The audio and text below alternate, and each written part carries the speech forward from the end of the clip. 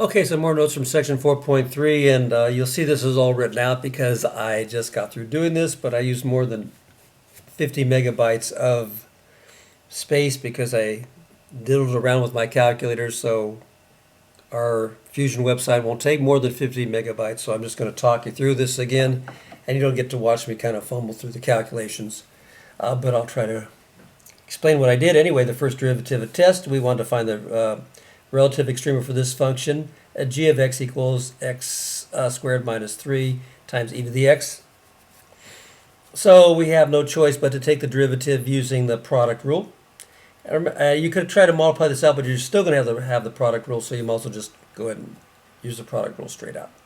So this would be the first times the derivative of the second, and the derivative of e to the x is just e to the x, plus the second e to the x times the derivative of the first, which is just 2x.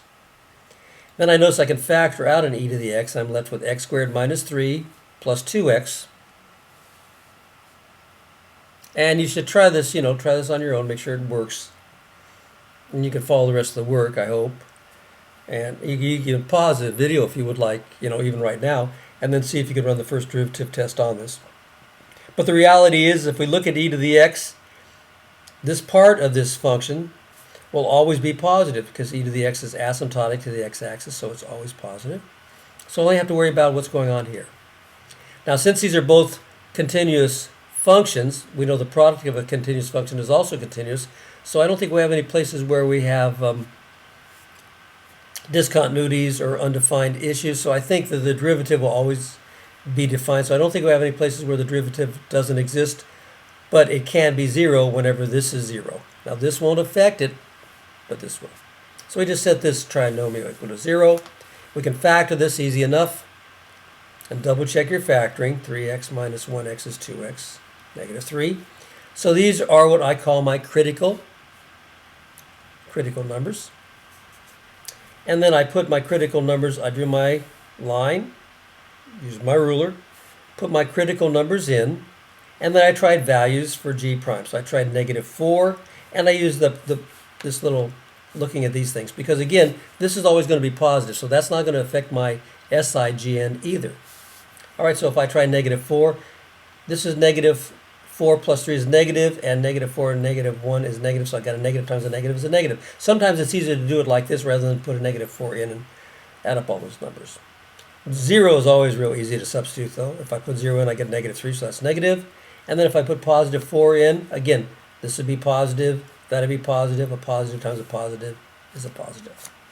So we see our derivative is positive, negative, positive, so my function is increasing, decreasing, increasing. So I just have to find the values, and that's what took me a little bit of time on the last video. In order to find these values, what I had to do is I had to get out a calculator, and I tried to use one that wasn't a graphing calculator, because if you could use a graphing calculator, you could just graph the function.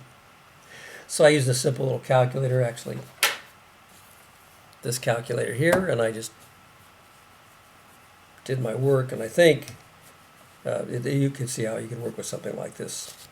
Okay, and what I did was I said when x is 3, or no, sorry, negative 3, I put this back into my function, and when x is negative 3 squared is 9, 9 minus 3 is 6, so 6 e to the negative 3, so that's what I had, e to the negative 3 times 6, and then I just put e to the 3 on the bottom, and I just took 6 divided by e to the 3, so I'll show you what I did. So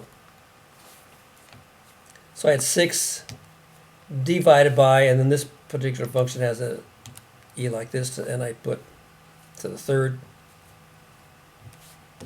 and I got 0.2987 or 0.299.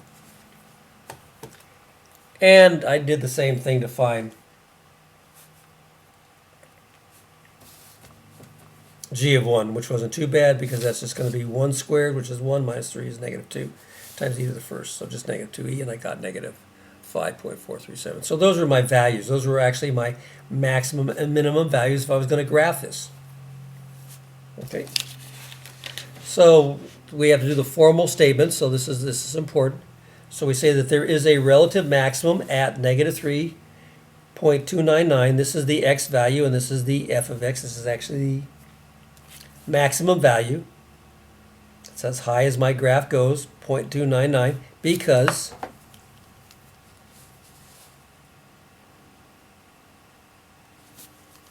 g of x changes from positive to negative there. I'm sorry, g prime of x changes from positive to negative there.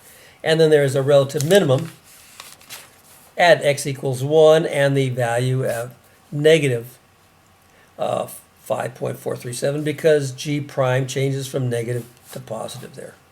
So that's your formalization, all right? Okay, so if we do it like this, it takes about half as much time as if I do it while I write it out. So I prefer to let you see me do it as it's done, but technology has defeated us. Okay, so I hope that makes sense. So make sure you understand both these examples, and you shouldn't have any trouble with the homework problems.